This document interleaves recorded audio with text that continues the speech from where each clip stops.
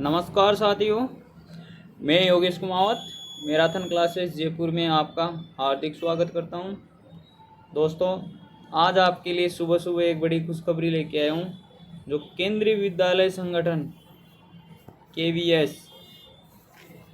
KVS Delhi reason यानी कि केंद्रीय विद्यालय संगठन दिल्ली संभाग द्वारा एक आज नोटिफिकेशन जारी किया गया है। उसके अंतर्गत जो संविदा के आधार पर टीचर्स की, इंस्ट्रक्टर की और जो डॉक्टर हैं उनकी, नर्सेज की, इनकी एक नोटिफिकेशन जारी की गई है, जिसके आधार पर ये संविदा के आधार पर नियुक्तियां देंगे और उन नियुक्तियों का टाइम निश्चित रहेगा और ये सब साक्षात्कार के माध्यम से लिए जाएंगे या भर्ती किए जाएंगे। तो दोस्तों, आगे बढ़ते हैं। जो अंशकालीन संविदा पैनल के लिए साक्षात्कार सत्र 2022-23 interview for part time construction panel session 2022-23 केंद्रीय विद्यालय ने अंशकालीन संविदा पैनल के लिए साक्षात्कार के आधार पर पीजीटी, टीजीटी, पीआरटी और जो योगा टीचर, इंस्ट्रक्टर और जो कंप्यूटर टीचर, इनके लिए एक नोटिफिकेशन जारी किया गया है, जो मैं आपके सामने लेके हाजिर हुआ हूँ। तो दोस्तों, देखते हैं इसमें क्या है इम्पोर्टेंट नोटिस। इसके अंतर्गत अपन देखेंगे जो न्यूनतम एवं अधिकतम आयु सीमाएं वो इसमें रखी गई है 18 से 65 वर्ष, यानी कि इसके लिए वही व्यक्ति अप्लाई कर सकता है जिसकी एक तो मिनिमम एज 18 और मैक्सिमम 65 ईयर होगी। और इसके अंतर्गत आगे देखते हैं अपन, साक्षात्कार में भाग लेने के लिए कोई डीए जो ट्रेवल अलाउंस और डीए का भुगतान नहीं किया जाएगा। पारिश्रमिक और काम के घंटे केवीएस मापदंड के अनुसार होंगे। जो आपको सैलरी मिलेगी वो केवीएस के नियमों के अनुसार मिलेगी। इसके अंतर्गत अलग अलग पदों के लिए अलग अलग आवेदन स्वीकार किए जाएंगे।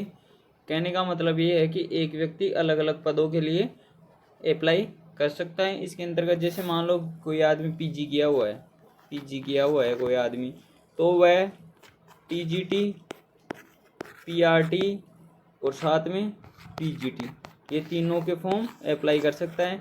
लेकिन जैसे मान लो कि कोई यूजी किया हुआ है, जैसे कोई कैंडिडेट यूजी किया हुआ है, तो वो पीजीटी की तो दे ही नहीं सकता।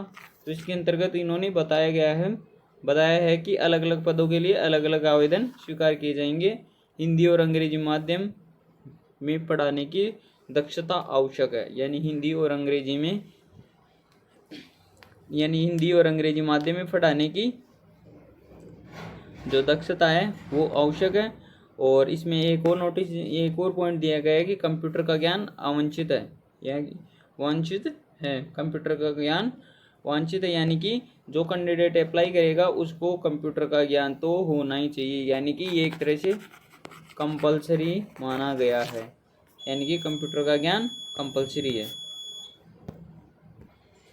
इसके आगे अपन देखते हैं कि यह साक्षात्कार 2022-23 में दिल्ली संभाग में स्थित केंद्रीय विद्यालयों में विभिन्न पदों के लिए आवश्यकता होने पर अंशकालीन संविदा यानी कि पार्ट टाइम जो संविदा के पैनल तैयार करने के लिए तथा केवीएस में नियमित नियुक्ति प्राप्त करने का कोई अधिकार नहीं देता। ये ऐसे बोल रहा है, ये बोलना चाहता है कि जो ये अंशकालीन संविदा का पैनल तैयार करने के लिए जो ये नोटिफिकेशन जारी किया गया है, यह आपको केवीएस में नियमित नियुक्ति प्राप्त करने का कोई अधिकार नहीं देता है।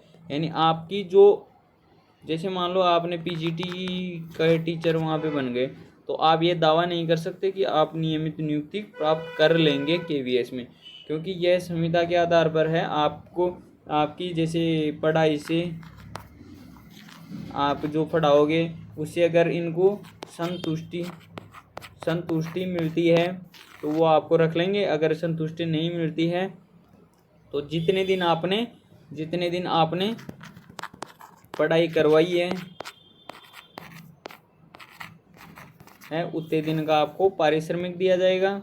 और जैसे मान लो कि यहाँ पे जो KVS में वैकेंसी खुलती हैं उनके आधार पर, अगर जैसे मान लो कि वैकेंसी क्लियर हो जाने के बाद में जो नवीनतम नवनियुक्त जो कर्मचारी आएंगे या टीचर आएंगे उनकी नियुक्ति होने के बाद में आपको आपकी संविदा वहीं पे समाप्त कर देंगे। इसके आगे अपन देखते हैं, साक्षात्कार में उपस्थित होने के लिए पंजीकरण आवश्यक है। यह केवल सभी स्थानों पर सुबह 8, 8:30 से 10:30 बजे। यानी दोस्तों जो दिल्ली रीजन है उनके जो संकुल में इन्होंने निर्धारित स्थान पर जो पंजीकरण करवाने के बाद में साक्षात्कार के लिए उपस्थित होंगे। उनका टाइम भी इन्होंने दे रखा है और जो पंजीकरण के लिए दे रखा है वो 8:30 से 10:30 बजे के बीच में ही पंजीकरण होगा। और साक्षात्कार की प्रक्रिया निर्धारित तिथि पर सुबह 10:30 बजे शुरू होगी। जो ये डेट निर्धारित करेंगे उस दिन 10:30 बजे यह साक्षात्कार शुरू किया जाएगा। और ये ओनली इंटरव्यू बेस पर संविदा के आधार पर आपको नियुक्त करेंगे, जो एक तरह से पार्ट टाइम होगा। उम्मीदवार विधिवत भरे गए पंजीकरण फॉर्म तथा सत्यापन के लिए अपने मूल दस्तावेजों की स्वसत्यापित फोटोकॉपी के साथ साक्षात्कार में उपस्थित होंगे।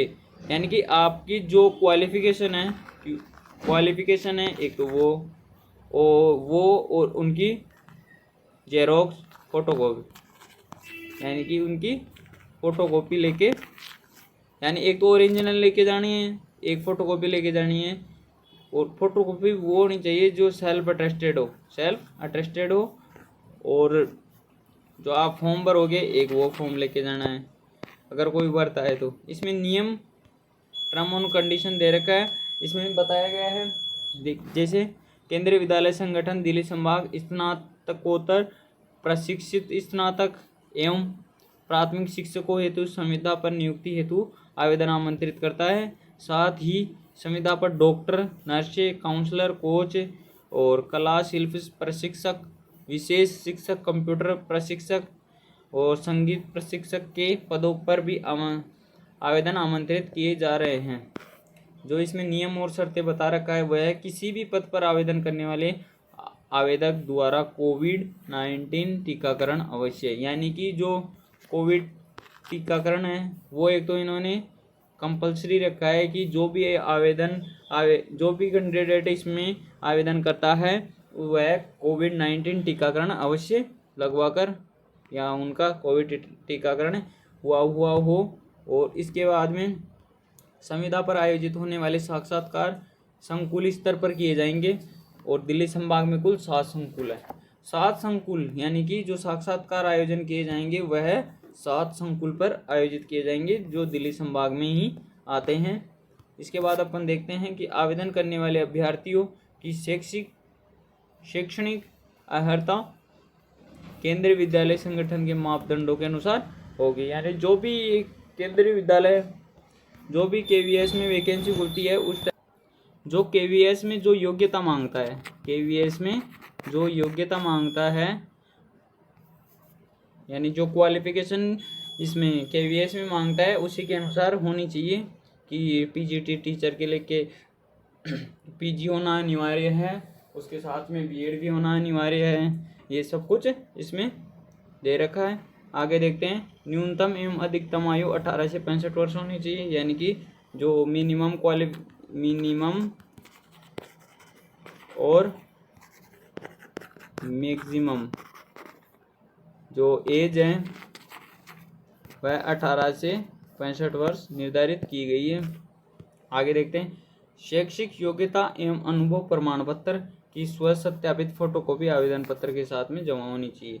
यानी कि जो भी आपकी शैक्षणिक योग्यता यानी कि जो भी आपकी एजुकेशन क्वालिफिकेशन होगी, जैसे 10th की मार्कशीट, 12th की मार्कशीट आधार कार्ड और जो ग्रेजुएशन की मार्कशीट, जो पीजी किया हुआ पीजी की मार्कशीट, बीएड डिप्लोमा की मार्कशीट, इसके साथ में जो आपका अनुभव प्रमाण पत्र, जो एक्सपीरियंस, जो आप किसी, जैसे मान लो किसी विद्यालय में पढ़ाते थे तो उसका जो एक्सपीरियंस सर्टिफिकेट है एक, वो निर्धारित किया गया है कि आपको ये लेके जाना है आवेदन पत्र के साथ में।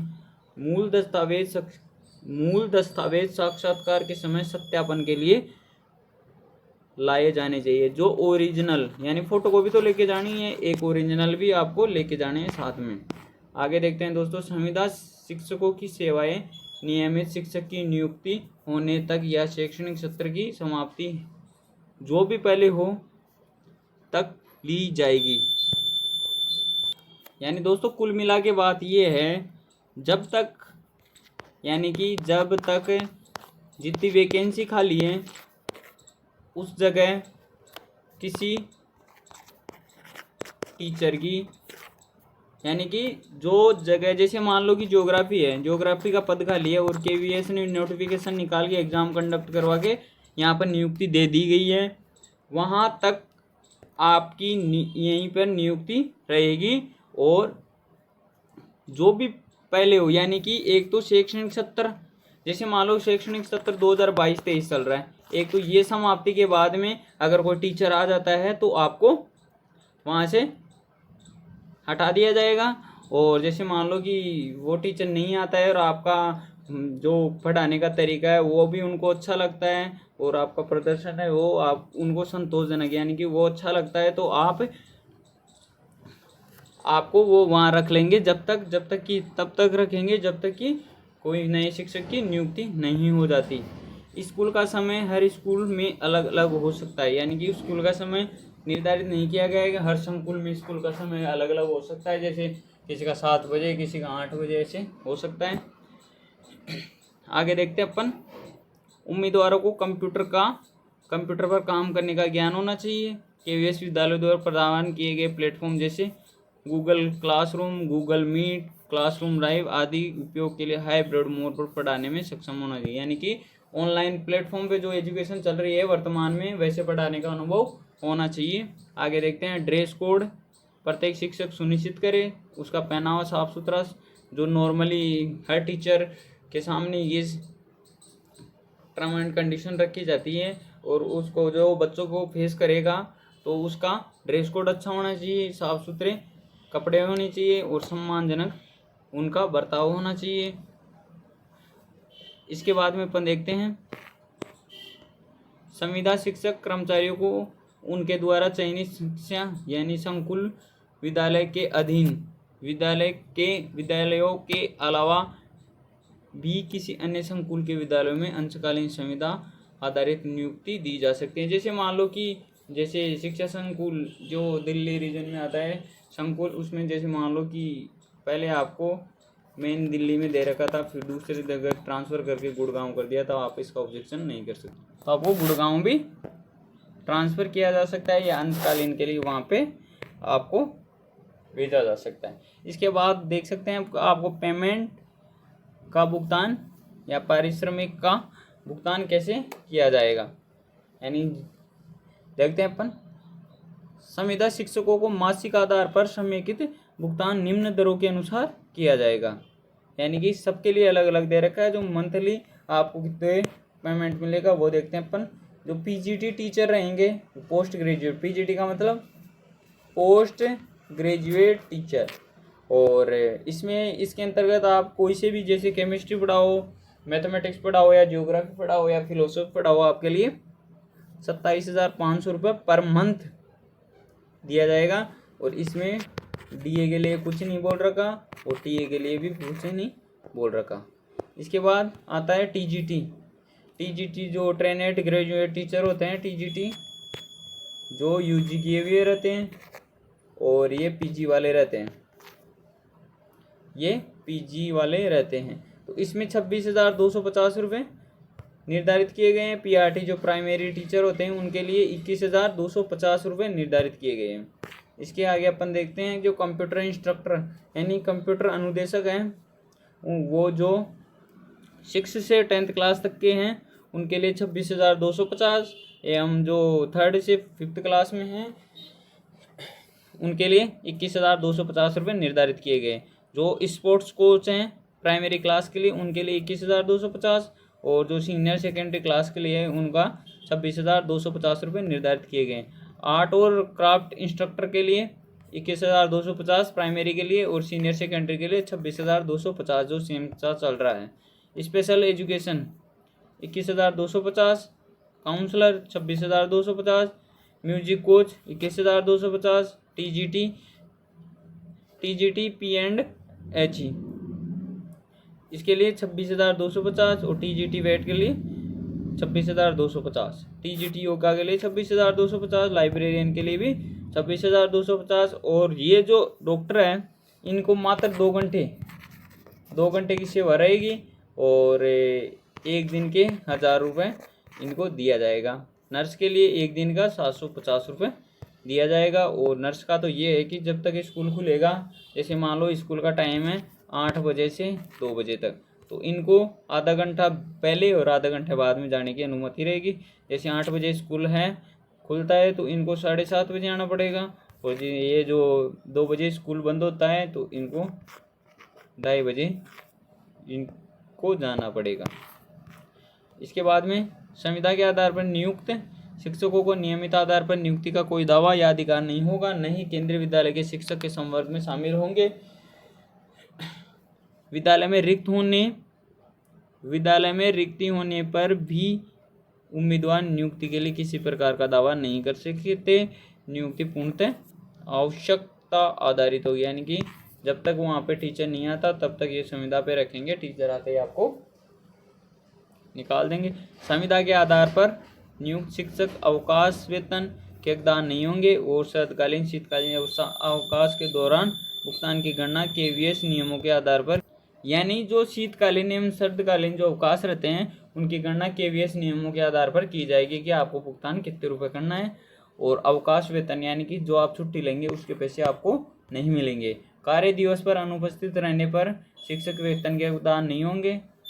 ड्यूटी के अनुपस्थित रहने की स्थिति में भुगतान की गणना अनुपस्थित रहने पर भुगतान की गणना KVS नियमों के अनुसार की जाएगी। आगे देखते हैं दोस्तों, जो इन्होंने शिक्षकों का नौकरी विवरण PGT TGT PRT के लिए दे रखा है कि क्या इनका कर्तव्य रहेगा, क्या क्या करना है। संविदा शिक्षक नियमित शिक्षक के समान सभी कर्तव्यों का निर्वहन करेंगे, यानी जो पहले से KVS में है जो टीचर पढ़ा रहे हैं उनके अनुसार ही उनको उनका कर्तव्य रहेगा कि कैसे पढ़ाना है, कैसे नहीं पढ़ाना है।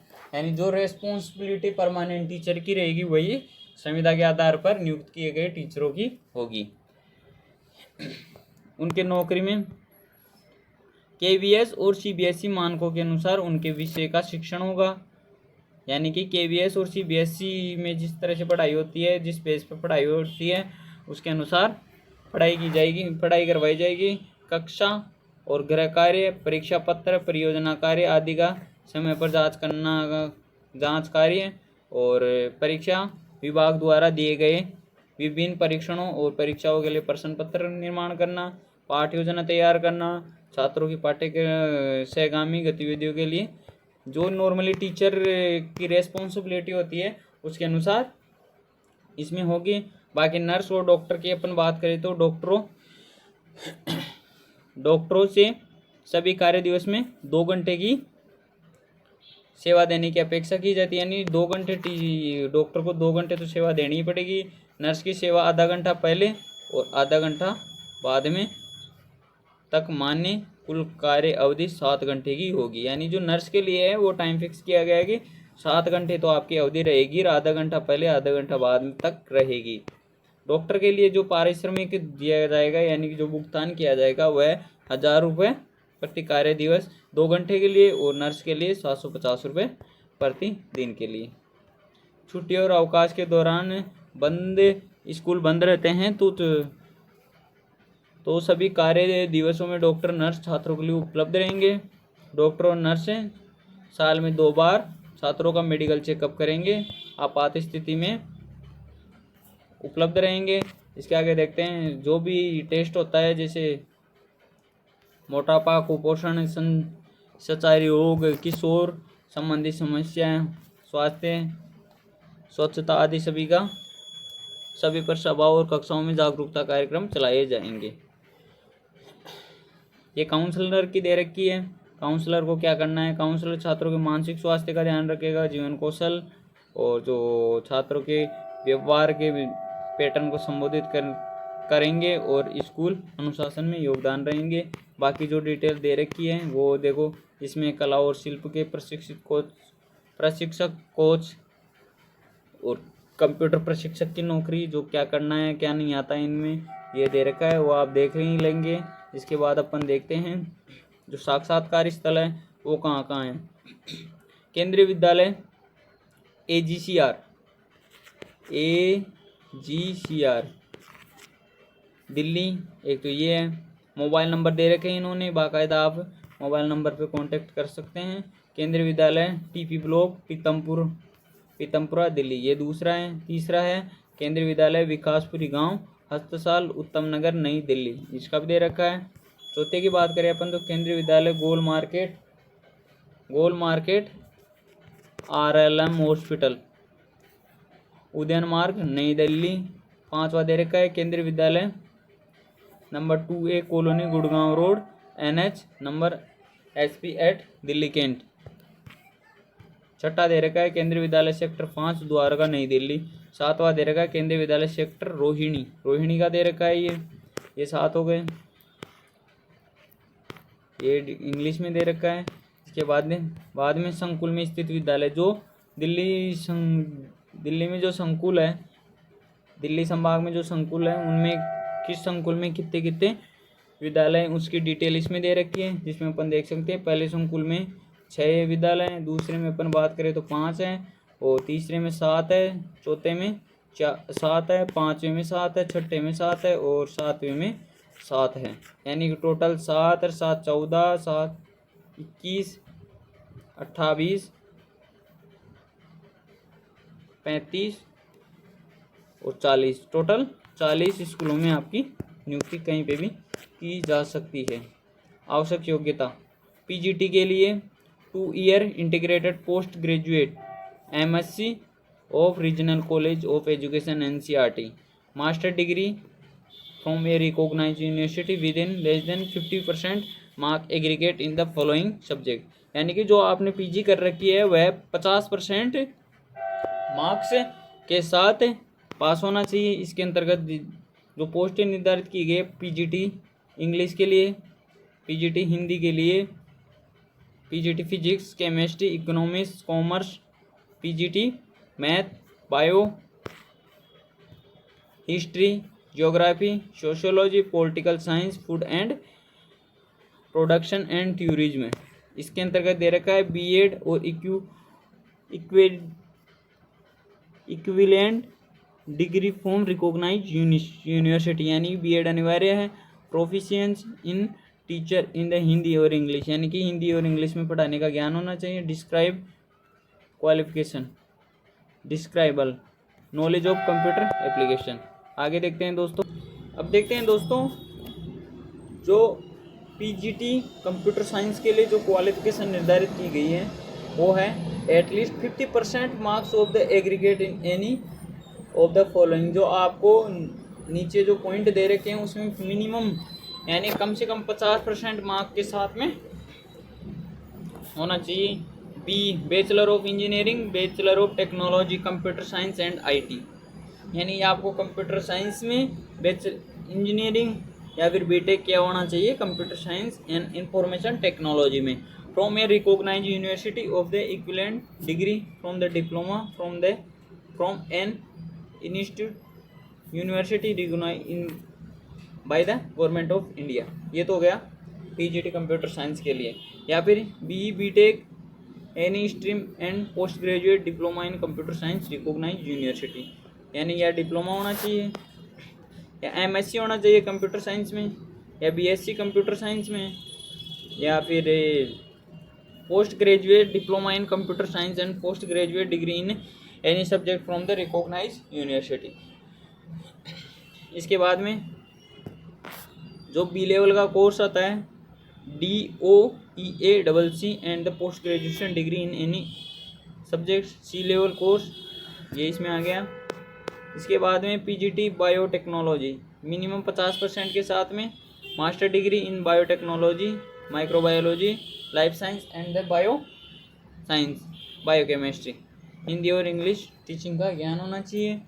PGT food and production and tourism, post graduate travelling and tourism management और tourism and hospitality from a recognised university, 3 year diploma या degree class 12 in tourism and travel management from any recognised university, bachelor degree in hotel management and the catering teaching.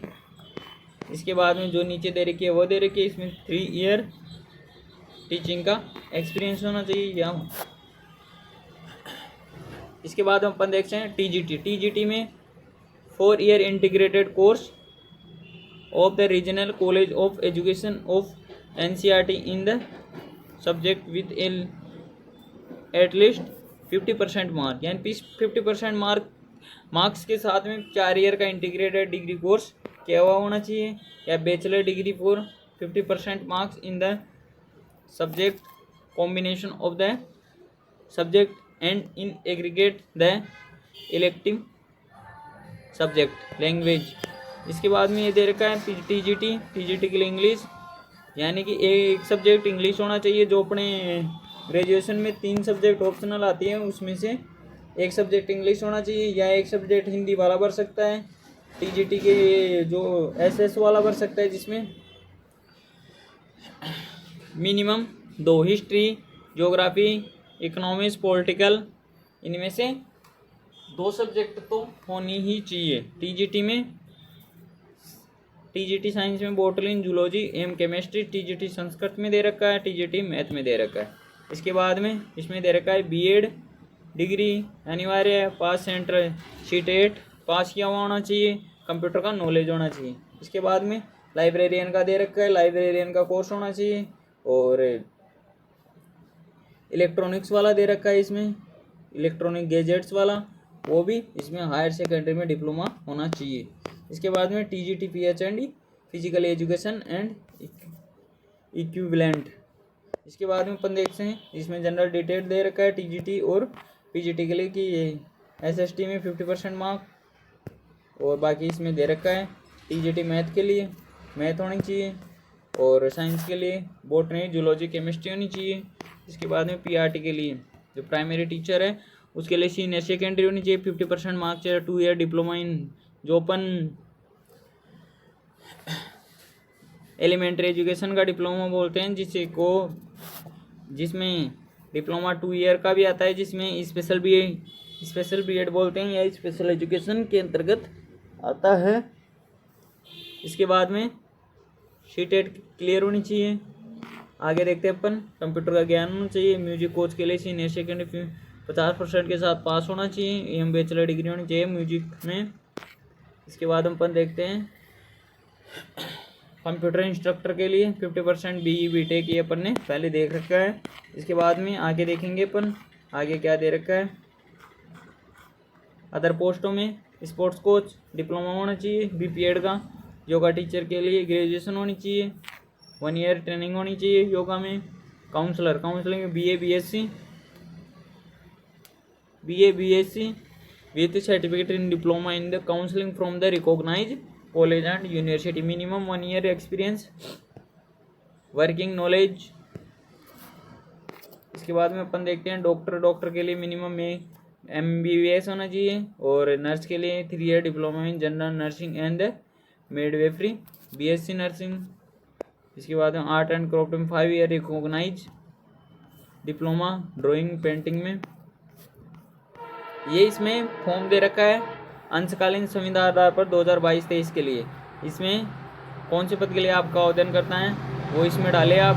ये जैसे आपने PGT के लिए डाल रखा है तो यहाँ पे PGT डाले, यहाँ इंग्लिश में लिख ले, और कौन से संकुल से, जो 7 संकुल दे रखे हैं उनमें से कौन से में आप जाना चाहते हो उसमें ये रजिस्ट्रेशन पंजीकरण संख्या आ ही जाएगी।